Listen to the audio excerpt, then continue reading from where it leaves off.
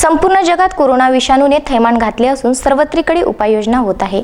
या संकटातही आपली सेवा अविरत ठेवणारे कारंजा लाड येथील डॉक्टर अजय कांत आणि डॉक्टर राजेंद्र संपत यांनी रुग्णांना सेवा देऊन माणुसकीचा संदेश दिला आहे।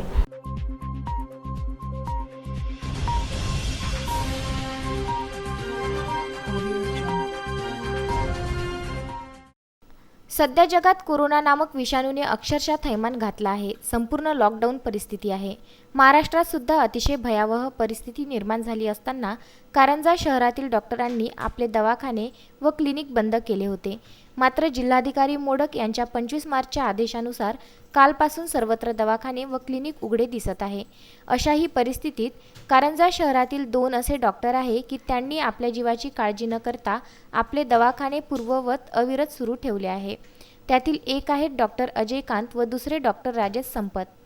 विदर्भ न्यूजच्या प्रतिनिधींनी त्यांच्याशी संपर्क करून याबद्दल विचारणा केली असता त्यांनी दिलेले उत्तर खूपच छान होते। डॉक्टर अजय म्हणाले की आपली पोलीस यंत्रणा, महसूल विभाग, नगर परिषद यांचे सगळे अधिकारी व कर्मचारी तसेच पत्रकार बंधू 24 तास रस्त्यावर उतरून आपले कुटुंब सोडून काम करीत आहे। डॉक्टर सुद्धा यातीलच एक व्यक्ती असल्याचे त्यांनी सांगितले। ही सामाजिक जाणीव आम्हाला आहे, तसेच डॉक्टर म्हणून आमची जबाबदारी निश्चितच वाढली आहे।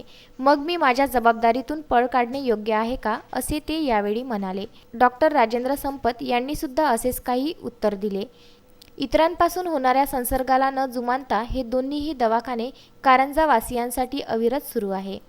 विदर्भ न्यूज करिता कारंजा लाड येथून अक्षय लोटे।